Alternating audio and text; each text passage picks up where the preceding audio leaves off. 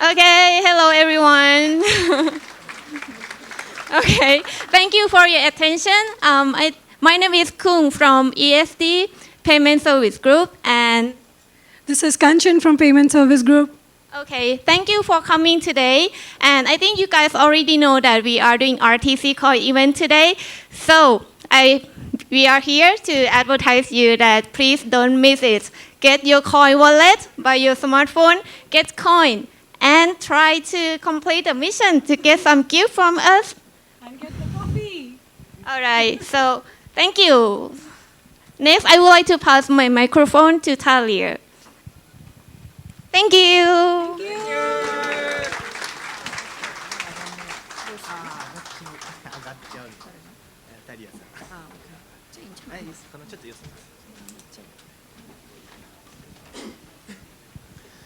Hi everybody. Have you enjoyed the morning sessions and the lunch? Try it again. Have you enjoyed the morning session and the lunch? Great, thank you. I can go to the next step. My name is Terje Martinussen. I am the CTO of something called Easy Company inside of Rakuten. We are responsible for the Ichiba marketplace related services for the marketplace business both in and outside of Japan. I would like to thank you all for coming here today. It is actually a quite nice event. We are, like so many other tech companies, a bit secret on what we do.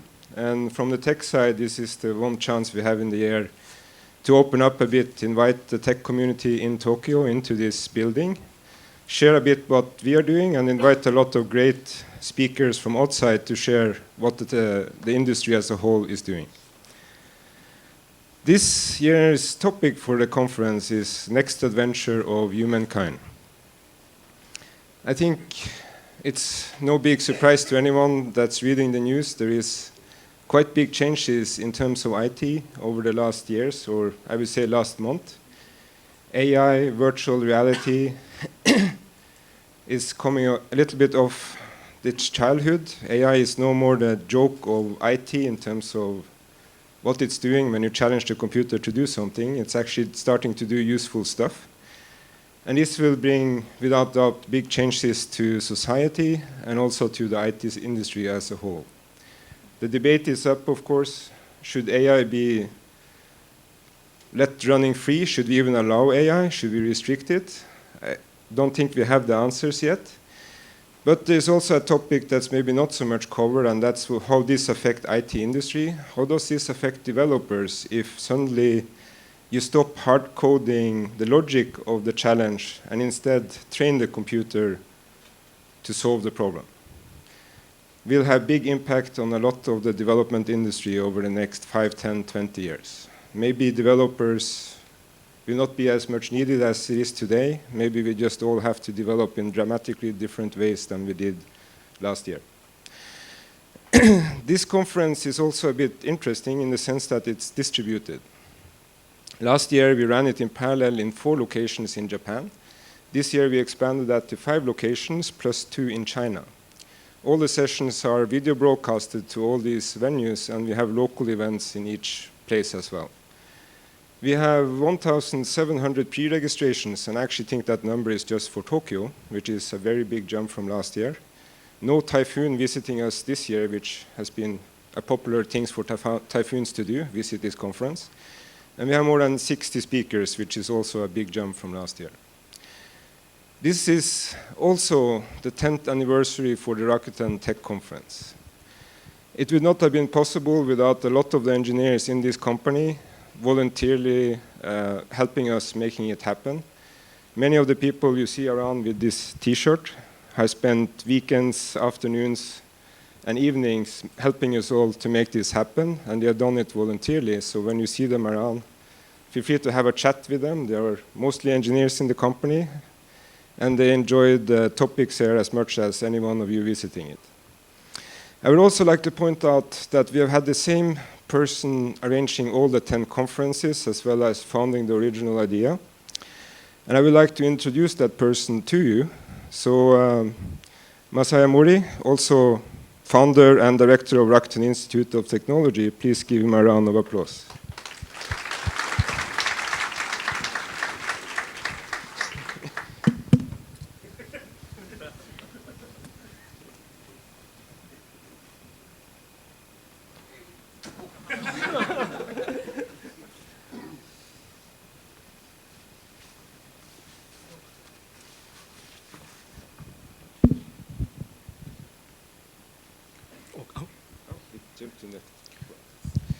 Good afternoon, everyone. I'm Masamori, the global head of Rakuten Institute of Technology and the chairperson of this event committee.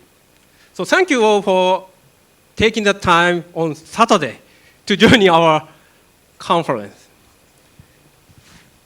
So as Talia mentioned, so we have been planning and operating it since 2007 with your continuous support. This year, happily, marks the 10th anniversary. So this time we've prepared many sessions on AI, IoT, DevOps, design thinking, AR, VR, robotics, etc., etc. So if you get new insight and feel the excitement from this event, we'll be very glad. Because, so everything we are today, we owe to all of you. So thank you so much again. So please enjoy our conference and give me back my glass.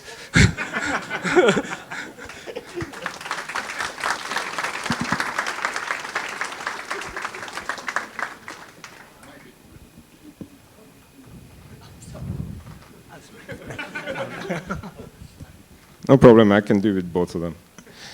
So, of course, we also have a little bit hope to get some side benefits from these events. So if you get excited about Rakuten, what we are doing, our HR team are on the 9th floor ready to give you a job. Thank you again for that part. And again, I hope you all enjoy the conference. I hope you all enjoyed the 10th anniversary. And before I hand this over to the keynote speaker, let me again ask for a round of applause for the people that's been helping this happen for the last 10 years and the next 10 years. Thank you. Thank you very much. And we'll now hear the keynote address. Please welcome Group Executive Vice President, Chief Information Officer, and Chief Information Security Officer, Mr. Yasufumi Hirai.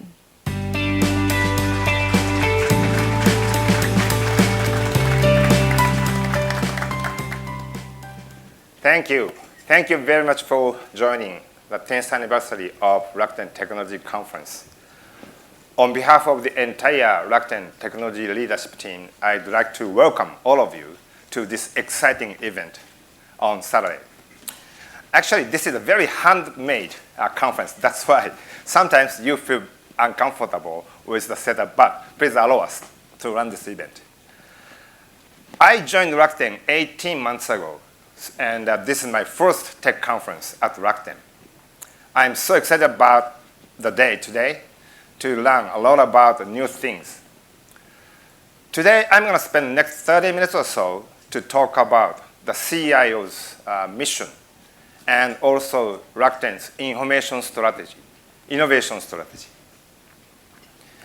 As the corporate CIO, I do recognize the IT or ICT environment has been changed dramatically.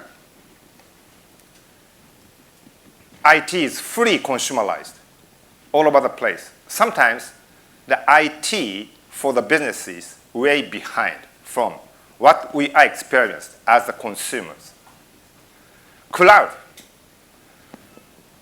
is emerging. Cloud provides us with unlimited capacity of the compute. LTE is, or 5G will be connecting and mobilizing the people.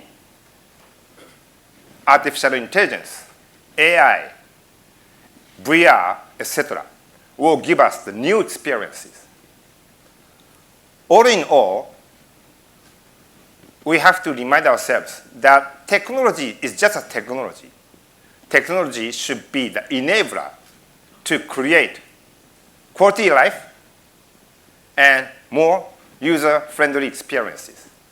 That's why this year we choose the theme as the new adventure for humankind for this event. Humankind, we should be the center, and technology should be around us. Let me start off by introducing Rakuten's new global vision, which is to become the global innovation company. Rakuten is fully committed to realize this vision towards 2020. This means innovation realizes quality life and empowerment for the people and the societies. This is really the business value propositions all over the world for Rakuten. I am personally excited about this journey. It's very challenging, but I'm very much looking forward to realizing this vision with all the members at Rakuten. Life is good. Life is beautiful. If you take a look at the world we are living today, we see some significant transition from the industrial society to the intelligent society. The industrial society is all about building the society based on the rule of distribution. Natural resources, labor resources, compensation, all are distributed. On the other hand, the intellectual property is based on the sharing model. The very famous futurist Alvin Toffler, who wrote the book called The Third Wave, he said one hammer cannot be shared with two people, but knowledge can be shared with multiple people. Actually, knowledge can be shared with millions of people in a second, leveraging the power of the internet. Also, if you take a look at the formula, industrial society is trying to minimize the denominator of the equation, such as ERP, CRM, or supply chain management, or application modernization, while intellectual society is pretty much focused on maximizing the numerator side of the formula. AI, sales productivity improvement, time to market. So we are now living on the intellectual society. In this context, the new economy is emerging. In particular, sharing economy is one of the typical trends representing the intellectual society. Rideshare, Lyft, Uber, space share, room share, Airbnb, etc., etc. They are emerging. Despite the fact that some of the very incumbent old industries are not so affirmative to this trend because they want to keep their lights. Nevertheless, I am pretty confident sharing economy will become the major part of our life. In order for us to drive the innovation under the intellectual society, we are pretty much focused on the customer business relevance. How do we create new business models? The most important element is architecture. When business architecture meets technology architecture, something unbelievably amazing can be created. Let me step back a little bit to see how the internet itself has been evolved.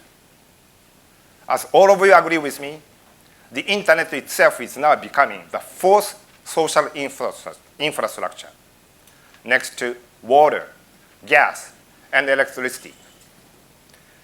Originally, the internet was started for the academic use. Then it turned into the connectivity. By the way, if you take a look at the history of the internet, it's all about digitalization. The history started with the digitalization to access to the information. Email, web browser, search. Then immediately it's expanded to digitalize the business processes. By the way, on the Christmas Eve, back in 1995, that was the first day on this planet to start online shopping. It's been only 20 plus years since then. Amazing speed to embrace the power of the internet for the businesses. Now, immersive experiences can be digitalized. Social media, mobile, and video contents. Then, what's next? Of course, it is the Internet of Things. People are connected through the networks. Business data and business processes are embedded in the networks and computing. If we connect something unconnected today with people, data, and business processes, we can see unlimited upside opportunities. Actually, IoT will generate 70 trillion Japanese yen upside new economic value in Japan for the next 10 years. Unbelievable. However, at the same time, I personally see some of the challenges to drive IoT. Right now, cloud computing, cloud first or cloud only. However, for IoT, I believe, besides cloud computing architecture, we need something else, like edge computing or fog computing to connect everything seamlessly. Also, we need protocol standardization. I believe IPv6 can be the standard protocol, but also as the communication system, like Sigfox or LoRa, this kind of new communication system should be interoperable. In my previous job, I was vocally promoting IoT, and I believe I got a significant mind share. However, I do believe IoT itself is not the business for the large incumbent enterprises or IT vendors. Startups can get significant opportunities competing against incumbent large enterprises simply because large enterprises are seeing some cannibalization with their existing proprietary products and solutions. Even if we gather a lot of unlimited data through IoT, unless otherwise it is translated into intelligence, no meaning. Data intelligence is quite important for the businesses. Last but not least, IoT might stand for the Internet of Threats. Once things unconnected are connected through the networks, we have a lot of unexpected security holes. So we have to be fully prepared for the threats of the internet. Cybercrime, sabotage, etc.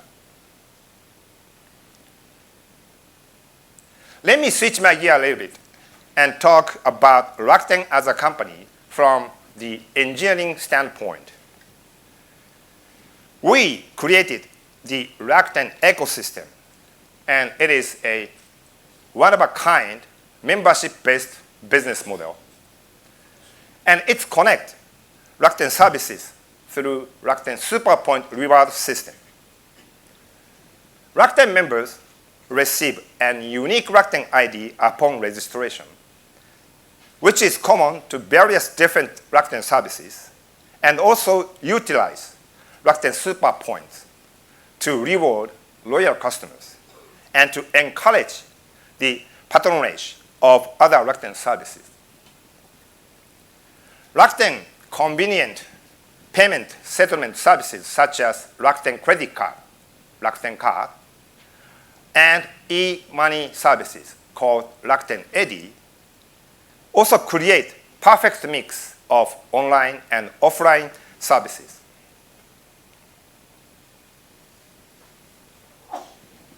We are aggressively expanding our services portfolio by strategic investments and acquisitions all over the world.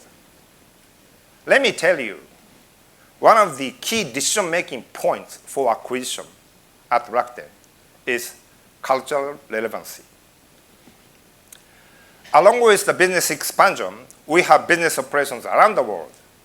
And my tech hubs are located in many places. Here in Tokyo, San Mateo in Silicon Valley, New York, Boston, Seattle, Toronto, Canada. In Europe, we have the development hubs in Paris, Luxembourg, Germany, London, Barcelona. In Asia, we have two development centers in China, Beijing and Shanghai. And Singapore is the hub for Asian operations. And back in April, we just established Rakuten India Private Enterprise Limited, where we have approximately 250 engineers in Bangalore, India. So we have multiple places to collaborate with each other using the web conference and collaboration tools to synchronize with each other. We share the technology expertise and knowledge based on the spiritual foundation of corporate culture called Rakuten Shugi. We are also doing distributed system and services development. This is the mission statement for Rakuten engineering team called Technology Division. We have a little bit less than 2,000 engineering and tech talents in Japan. To drive the technical architecture in my organization, we need diversity. As you see, 52% of our tech talents in Japan are non-Japanese residents. This is because of our Englishinization. We are so keen to drive Englishinization. That's why we can hire a lot of non-Japanese engineering talents in Tokyo and in Japan. I am also fully committed to drive the gender diversity, as 22% of our engineering talents are female. Sorry, I missed the slide. This one. Also, we have a variety of specialties. 43% of our engineering talents are the application engineers. We are so keen to increase the number of engineers for IT security, systems infrastructure, and data science.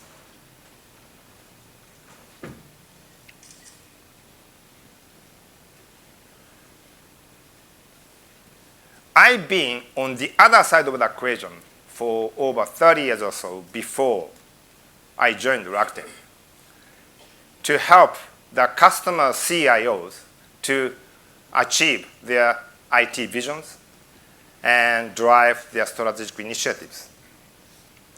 And to be frank with you, when I came over to the other side, let me tell you, the landscape I'm seeing right now as CIO is totally different. I see huge challenges as CIO. For example, productivity. We need to improve our productivity to create more business values. We have to accelerate time to market. Right now, to be frank with you, my priority is time to market rather than total cost of ownership reduction, TCO reduction. Second of all, mobile. It is a fact that almost 60% of Rakuten Nichiba transactions come from mobile devices. You have smartphones, smart devices. I have 4, since I am also running Rakuten Mobile Embryo. We have to adjust our services for mobile friendly. Also, I do believe Rakuten has the very sophisticated integrated service delivery platform Then once we create or bring mobile side of the endpoint together to create a kind of sandwich strategy, that's very compelling. Big data. Yes, we have tons of data available. But unless otherwise, data is converted to information, or information converted to intelligence. Big data doesn't mean anything. Finally, but not least, artificial intelligence. This is to improve our productivity, also improve the customer intimacy.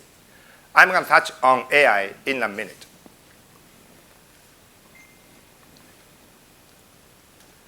Rakuten Group has petabytes of massive data of consumers, our products, our business partners like merchants and company services. Our business model is to fully utilize those data to make our various services more beneficial for the customers. E-commerce transaction. We are analyzing customer DNA. Advertisement. Using data, we are trying to maximize the ROI for advertisement. Fintech services, it's all about data-driven businesses. Also, we are leveraging data for our investment decisions. I was trying to come up with some analogy. What data stands for? There are multiple elements. D of data should be deep learning as part of AI. Data should be pretty accurate for our real-time business management and enterprise management. Data should be transparent enough for connecting a cognitive approach to connect all the dots.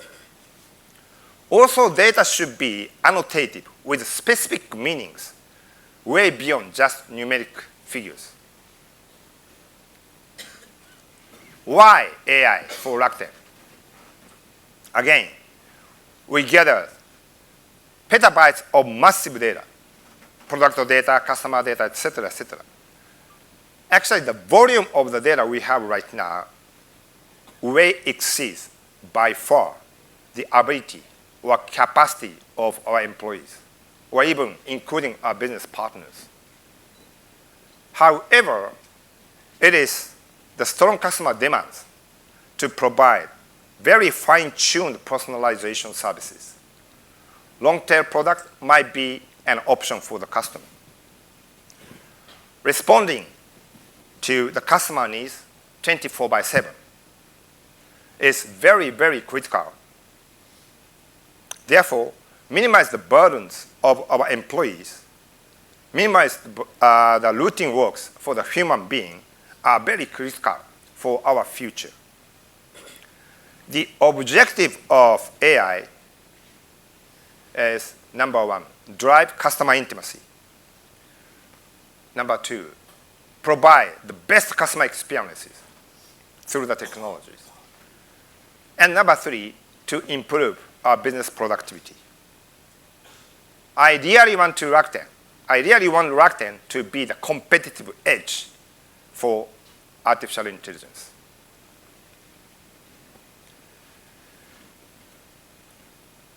We've been conducting quite a few research and development projects associated with AI, in particular in the area of deep learning, driven by Rakuten Institute of Research, RIT, led by Mori-san. RIT started a variety of projects since 2007. It comes from search engine, recommender engine, A/B test platform, AR, VR, and so on.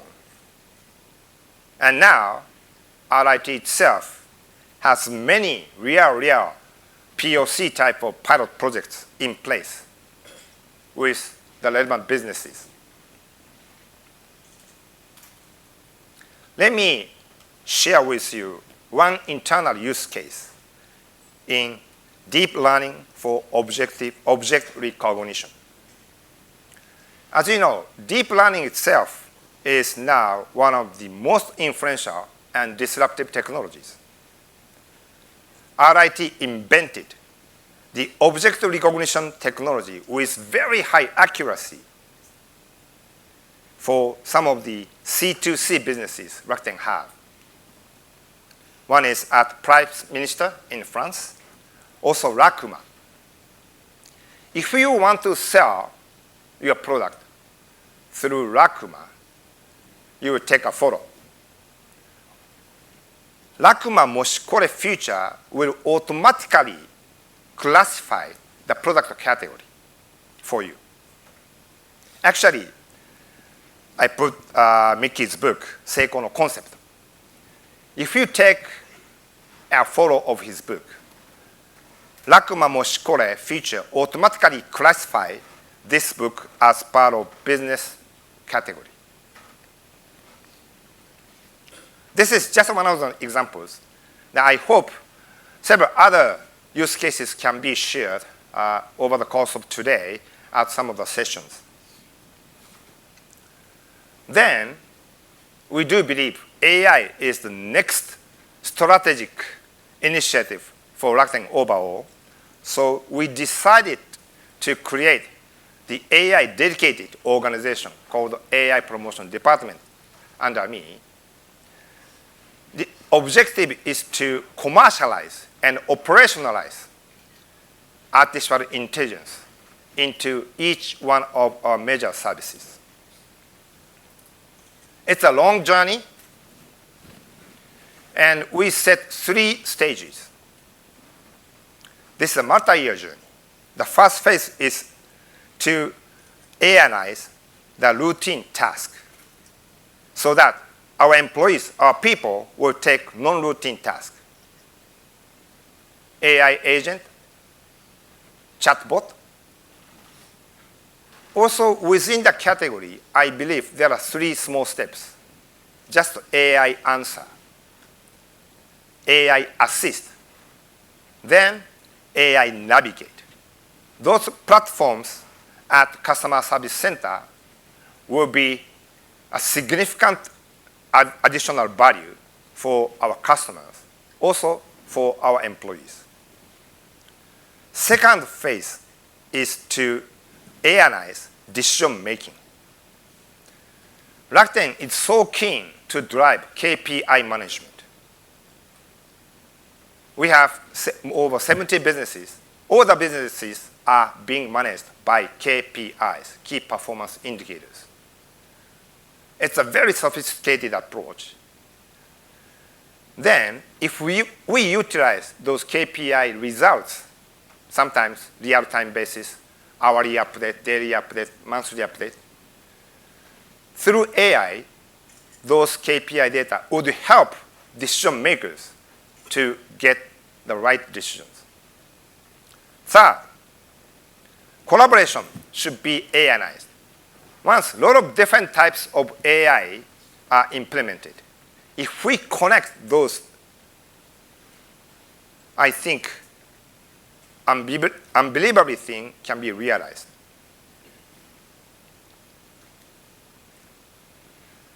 So far, I talked about the technology implication a lot to the real business situations. But now I want to think about how we had better structure the operating model to drive those innovations. I have been vocally speaking about the ideal organizational model for the 21st century information world. Let me give you some of my personal observations referring to the sport industry, since Rakuten has Rakuten Golden Eagles as a baseball team. Also, Rakuten has a Vissel Kobe. I'll go see the final game next Saturday. If you think about baseball, it's interesting. 3 strike out, 3 out change. In each inning, offense and defense at top and bottom is changing with the prefixed batting order. If we have a chance right now, I can't move the third batter to this place unless otherwise he is in the next batter box.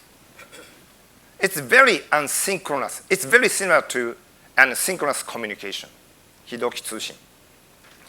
On the other hand, if you take a look at the soccer football game, 11 players are playing the game on a huge ground.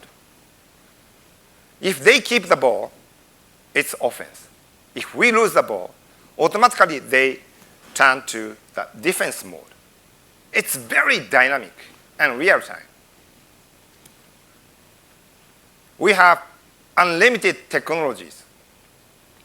We have tons of millions of engineers required. I do believe in order for any companies, any businesses to drive technology architecture, soccer type for team formation is required. Actually, the Professor Henry Mintzberg at McGill University, he's the professor who came up with the word of adhocracy, which is the opposite word of bureaucracy. He talked about dynamic network teamwork. No hierarchy, no layer, no structure, but someone who has the capability, step up to drive the project. The reason why I put this today is 2 weeks ago, I had opportunity to attend Salesforce.com worldwide event called Dreamforce in San Francisco. And Malcolm Gladwell, who wrote the book called Tipping Point, made a keynote speech. I was very inspired by his keynote. He shared with us the notion of how to structure the best performance team, referring to the sport industry as well. He picked up basketball and soccer football. According to him, in order to improve the overall team performance for soccer, we have to raise the level of the worst player rather than the best player. Very interesting. Simply because soccer football game is basically the single-digit score game, not 20, 30 scores. Then, basketball. He said basketball is totally different, opposite.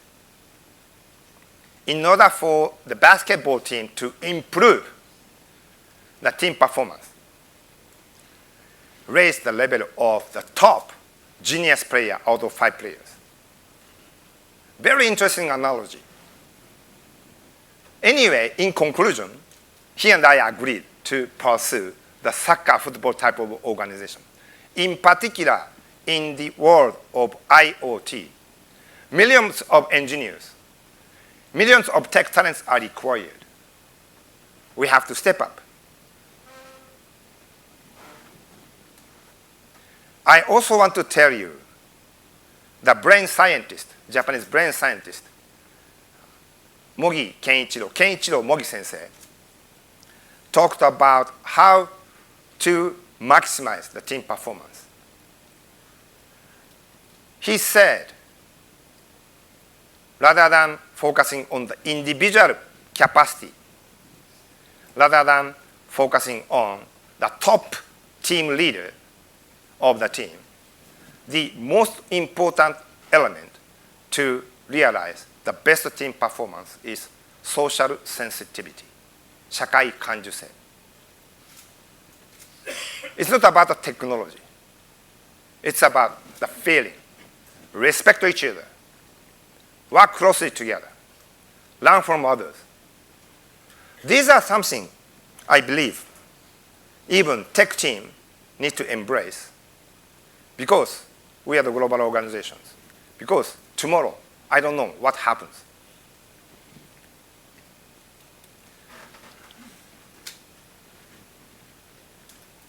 Also, I had tremendous opportunities to meet with the entrepreneurs and innovators all over the world through my advisor role at Japan Association of New Economy, JANE, Shinkeizai Renmei. Actually, today we invited 2 directors of JANE. Thank you very much for joining us. One of the things I found over the course of the last couple of years at NEST, New Economy Summit, I found 4 common characteristics for the successful leaders, for the innovators. Trust me. One is megalomania. They drove unbelievably big picture. I can't believe in this business model. He or she doesn't care. He or she does believe in his idea. At the same time, they are very paranoia, very analytical. Of course, everybody is global. Everything is global. No question about it. Also, they are very, very humane. I found those 4 interesting common characteristics for the global innovators and entrepreneurs. I do hope that each one of you try to develop some of those characteristics as the successful business leaders in the very, very near future. Let me close my presentation by introducing RTC Coin. Back in August, Rakuten newly established the Rakuten Blockchain Lab in Belfast, North Ireland, through the intellectual property asset acquisition and ACA hiring. Blockchain is not the technology only for the fintech segment. I do believe blockchain can be also adapted for e-commerce or some of the supply chain and logistic areas.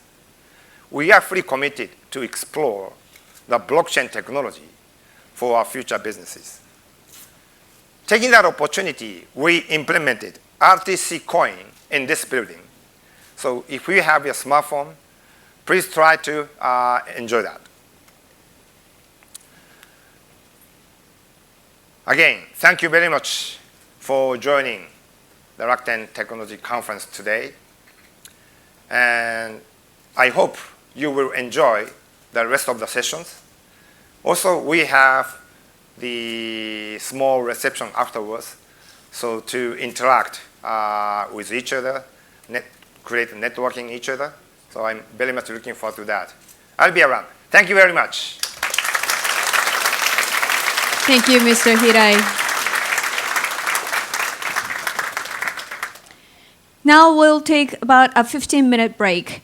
The next session, IBM Watson, Question Answering System and Cognitive Computing, led by Dr. Koichi Takeda, Distinguished Engineer of IBM Research, will begin at 2 o'clock. Please come back by then.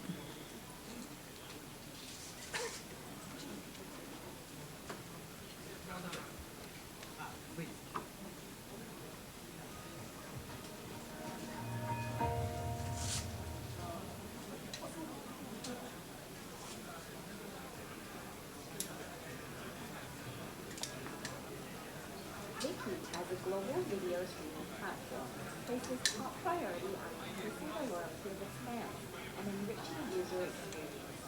To maintain consistent customer satisfaction ratings, the company is constantly improving its platform and features. What we do is that each year we come up with a high-level goal, what our business want to achieve. And based on that, what we have done is that we break down the cycles in quarterly planning. Then we can come up with a priority list on what would be the most important thing to do in this time frame for this quarter. And then with this, as I said, like planning